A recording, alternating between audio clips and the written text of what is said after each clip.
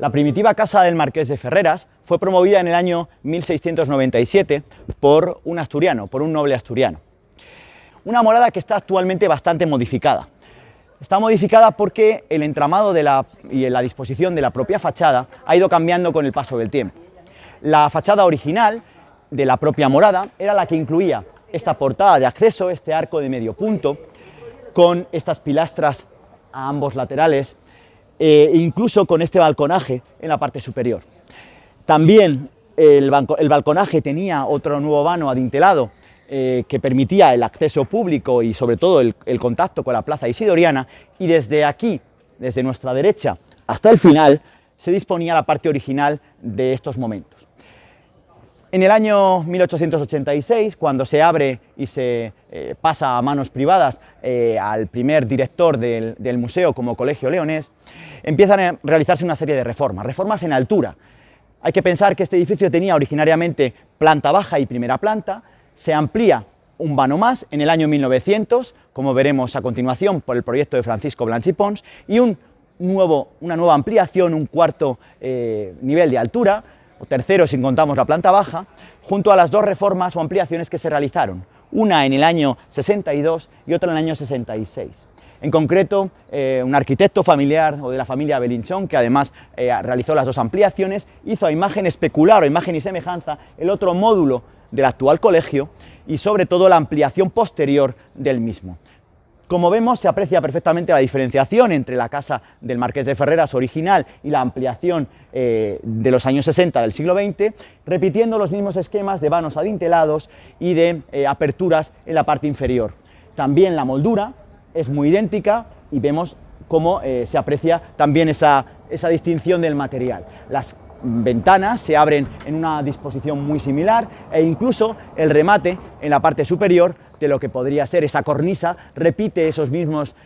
salientes de lo que podrían ser originariamente la viguería del propio edificio, y el encalado se uniforma y además distribuye la fachada, dejando no como estaba antes la propia portada retranqueada con respecto al edificio, sino que hace de la fachada el eje central y lógicamente la entrada actual del propio Colegio Leonés.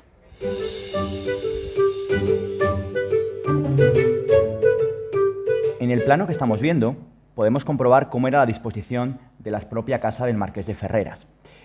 En concreto, tanto el acceso lateral de la propia morada como la distribución junto a la morada del Marqués de San Isidro.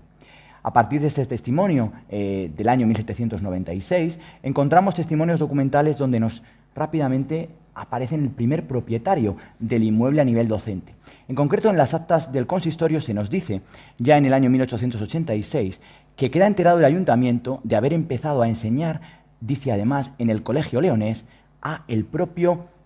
propietario, que era don Nicolás Nieto en esos momentos. Y además habla de ese colegio de niños y se acuerda dar las gracias a su director. Este testimonio es muy importante porque nos dice, y además pues entronca con el origen de ese primitivo colegio. En este proyecto, ya del año 1900, vemos cómo, gracias a la intervención de Francisco Blanch i Pons, arquitecto provincial de la Diputación, vemos cómo se amplía el edificio, cómo se añade un tercer piso, la planta baja, un primer nivel y un segundo nivel, y esa ampliación de esa casa número 2 de la calle de los Descalzos, gracias a esa intervención de Blanch i Pons, nos determina claramente cuál era la parte original del edificio de la parte que se añade en esta fecha. Y estamos viendo algunas fotografías de la época donde podemos ver precisamente cómo era este primer módulo del edificio en la parte izquierda y cómo era la casa anexa que luego se expropia y de la que se realizará un proyecto más globalizador en los años 60 del siglo XX, y cómo a esta se añade lógicamente ese nivel de altura, ese tercer nivel de altura, con esa modificación de Francisco Blanch i Pons en la plaza de San Isidoro. Y algunas otras imágenes, como esa identificativa del propio Colegio Leonés, que está pendiendo del propio balcón, o incluso, muy llamativa, la presencia institucional de la familia que durante años ha regido el colegio, con esa ampliación en un cuarto piso en la parte superior posterior e incluso esa dependencia anexa que, como digo, se derribará y que dio origen al actual Colegio Leonés que acabamos de analizar.